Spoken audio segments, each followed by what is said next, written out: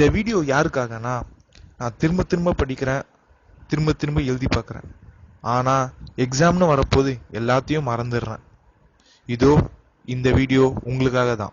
Memory tricks இல்லை, நீங்கள் ஈஸியாக படிக்கிறதுக்கான டெக்னிக்கையும் சுலபமாக எல்லாத்தையும் ஞாபகம் வச்சுக்கிறதுக்கான டெக்னிக்கையும் நான் எதுக்காக மெமரி ட்ரிக்ஸ் கற்றுக்கணும்?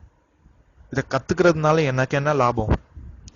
இது கற்றுக்கிறது மூலியமா எனக்கும் மற்றவங்களுக்கும் என்ன வித்தியாசம் அப்படின்னு நீங்கள் கேட்கலாம். ஆனால் நிறையவே வித்தியாசம் இருக்கு. இந்த மெமரி ட்ரிக்ஸ் கற்றுக்கிறது மூலியமா நீங்கள் எதையும் சுலபமாக கற்றுக்கலாம், சீக்கிரமாக கற்றுக்கலாம், அதே மாதிரி ஸ்ட்ரெஸ் இல்லாமல் கற்றுக்கலாம். இந்த மெமரி ட்ரிக்ஸ் தெரியறதுக்கு முன்னாடி என்னோட பாட புத்தகத்தை முழுமையாக படிக்க எனக்கு 64 மணி நேரம் ஆச்சு. ஆனால் எனக்கு கிடைச்சதோ சுமாரான மார்க் தான். ஆனால் இந்த மெமரி ட்ரிக்ஸ் கற்றுக்கிட்டதுக்கப்புறம் என்னோட 64 மணி நேரம் உழைப்பு 26 மணி நேரம் உழைப்பாக மாறிச்சு. அதே நேரம் எனக்கு நல்ல மதிப்பெண்ணும் கிடைச்சிது. இது உங்களுக்கு எப்போ தெரிய வரும்னா, நீங்கள் இந்த மெமரி ட்ரிக்ஸை யூஸ் பண்ணி பார்த்தா தான் உங்களுக்கு புரியும். முதல்ல நீங்கள் இந்த மெமரி ட்ரிக்ஸை கற்றுக்கோங்க, அதை யூஸ் பண்ணுங்க, அப்புறமா வித்தியாசத்தை நீங்களே பார்ப்பீங்க. வாங்க இப்போ மெமரி ட்ரிக்ஸ்குள்ளே போகலாம். இந்த மெமரி ட்ரிக்ஸ் கற்றுக்கிறதுக்கு முன்னாடி இந்த உலகத்திலிருந்து ஒவ்வொரு விஷயமும் எப்படி நம்ம மூளைக்கு போய் சேருது, அது எப்படி அங்கே ஸ்டோர் ஆகுது, இந்த விஷயத்த நம்ம தெரிஞ்சுக்கிட்டோம்னா இந்த மெமரி ட்ரிக்ஸ் கற்றுக்கிறது ரொம்ப ஈஸியாயிடும். இந்த உலகத்திலிருந்து ஒவ்வொரு விஷயமும் நம்ம மூளைக்கு போய் சேர்றதுக்காக நம்மளுக்கு ears, tongue, nose, eyes, skin இது மூலியமா தான் ஒவ்வொரு விஷயமும் நம்ம மூளைக்கு போய் சேருது. உங்களுக்கு தெரிஞ்ச விஷயம் எதுவா இருந்தாலும் இந்த காதுகள், நாக்கு, மூக்கு, கண்கள், தோல் இது மூலியமா தான் உங்க மூளையில போய் சேர்ந்துருக்கும். இனிமேட் சேர போறதும் அப்படிதான். நீங்க ஒரு புதுசா பிறந்த குழந்தையா நினைச்சுக்கோங்க. உங்களுக்கு இங்கிலீஷ் தான் முதல் லாங்குவேஜ் உங்க மைண்ட்ல போய் சேர போகுதுன்னு நினைச்சுக்கோங்க. அப்படி இருக்க போது உங்களுக்கு மூளையில ஒரு பாக்ஸ் கிரியேட் ஆகும், இங்கிலீஷ் அப்படிங்கிற பாக்ஸ். அந்த பாக்ஸ்ல நீங்க எதெல்லாம் இங்கிலீஷ் சம்பந்தப்பட்டதா படிக்கிறீங்களோ அது எல்லாமே அந்த இங்கிலீஷ் பாக்ஸ் கூட லிங்க் ஆயிடும். அதாவது ஒரு கனெக்ஷனா ஃபார்ம் ஆகும். அது ஒகேபுலரியா இருந்தாலும் சரி, கிராமரா இருந்தாலும் சரி, இல்ல இங்கிலீஷ் வேர்ட்ஸா இருந்தாலும் சரி. முதல்ல நீங்க எதை கத்துக்கிறதா இருந்தாலும் அது ஒரு புது பாக்ஸை ஃபார்ம் பண்ணி வச்சுக்கும். அது சம்பந்தப்பட்ட எந்த ஒரு சப்ஜெக்ட் அதுக்கப்புறம் நீங்க கத்துக்கிறதா இருந்தாலும் சரி, அந்த பாக்ஸ் கூட அது லிங்க் ஃபார்ம் பண்ணி அதுவும் ஒரு புது பாக்ஸா காமிக்கும். அது நீங்க இங்க வீடியோல பார்க்கலாம். ஒகேபுலரின்னு ஒரு தனி பாக்ஸ் இருக்கு, இங்கிலீஷ்னு ஒரு தனி பாக்ஸ் இருக்கு.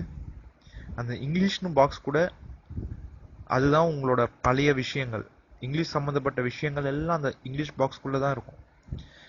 அது ஒகேபுலரி நீங்க கத்துக்க அதுவும் இங்கிலீஷும் லிங்க் ஃபார்ம் ஆகும். கிராமர் கத்துக்க கிராமரும் இங்கிலீஷும் லிங்க் ஃபார்ம் ஆகும். அதே நேரத்துல ஒகேபுலரியும் கிராமரும் லிங்க் ஃபார்ம் ஆகி உங்களுக்கு இங்கிலீஷ் லாங்குவேஜை ஸ்ட்ராங் பண்றதே இந்த 3 பாக்ஸஸ் தான். ஸோ இது பாக்ஸஸ்ன்னு நான் சிம்பிளா சொல்லிட்டேன். ஆனா கிராமருக்குள்ள அதோட ரூல்ஸ் அதெல்லாம் தனித்தனி பாக்ஸஸா ஃபார்ம் ஆகும். அது தனித்தனி லிங்க்ஸா ஃபார்ம் ஆகும். அந்த லிங்க்னு சொல்றேனே, அந்த லிங்க் என்ன அப்படின்னு பாத்தீங்கன்னா, உங்க மூளைக்குள்ள நர்வஸ் செல்ஸ்னு இருக்கும், நர்வ் செல்ஸ்னு. அந்த செல்ஸ் இந்த லிங்க் ஃபார்ம் பண்ணும். இந்த லிங்க் ஃபார்ம் பண்றது மூலியமா தான் ஒவ்வொரு விஷயங்களையும் உங்களால ரீகாலும் பண்ண முடியும், படிக்கவும் முடியும். இப்போ நீங்க தமிழ் லாங்குவேஜை கத்துக்கிறீங்க அப்படின்னு வச்சுப்போம். அப்போ இந்த தமிழ் லாங்குவேஜை கத்துக்கிறதுக்கு உங்களுக்கு முக்கியமான தேவையா இருக்கக்கூடியது ஒகேபுலரி. ஒகேபுலரி அது மட்டும் இல்லாம கிராமர். இப்போ நீங்க தமிழ் லாங்குவேஜை கத்துக்கணும்னா நீங்க அதோட எழுத்துக்கள் முதல்ல கத்துக்கிறீங்க, அது தமிழ் பாக்ஸ்குள்ள இருக்கு. ஸோ அந்த எழுத்துக்கள் மூலியமா ஒகேபுலரி கத்துக்கிறீங்க, அதே நேரத்தில் கிராமரும் கத்துக்கிறீங்க. ஸோ அப்போ என்ன ஆகுதுன்னா, இந்த ஒகேபுலரியும் இந்த தமிழும் ஒரு லிங்க் ஃபார்ம் பண்ணுது. இப்போ நம்ம இந்த மெமரி ட்ரிக்ஸ்ல என்ன கத்துக்க போறோம்னா, இந்த நர்வ் லிங்கை எப்படி நம்ம ஸ்ட்ராங் பண்ணலாம். இதை நம்ம எப்படி ஸ்ட்ராங் பண்ண முடியும்னா, நம்மளோட சென்சஸ், அதாவது காதுகள், இது நீங்க உபயோகிக்கிறது மூலியமா, காதுகள், கண்கள், இது மூலியமா வர சென்சஸை நீங்க உபயோகிக்கிறது மூலியமா உங்களால இந்த பாக்ஸஸ்ல ஃபார்ம் ஆகிற லிங்க்ஸை ஸ்ட்ராங் பண்ண முடியும்.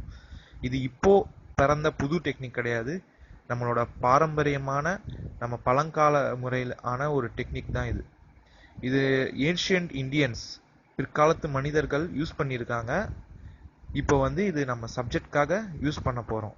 அந்த காலத்தில் இதை ஆஸ்ட்ரோனாமிக்கல் டேட்டா வானத்தில் நேரங்களையும் கேலண்டரில் டேட்ஸையும் ஞாபகம் வச்சுக்கிறதுக்காக யூஸ் பண்ணாங்க.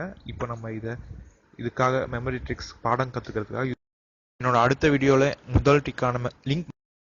அடுத்த வீடியோவில் மெமரி ட்ரிக்ஸ்க்கான முதல் பாடமான லிங்க் மெத்தடை பார்க்கலாம். மறக்காமல் என்னோட சேனலை சப்ஸ்கிரைப் பண்ணிடுங்க. உங்களுக்கு நிறைய வீடியோ காத்துக்கிட்டு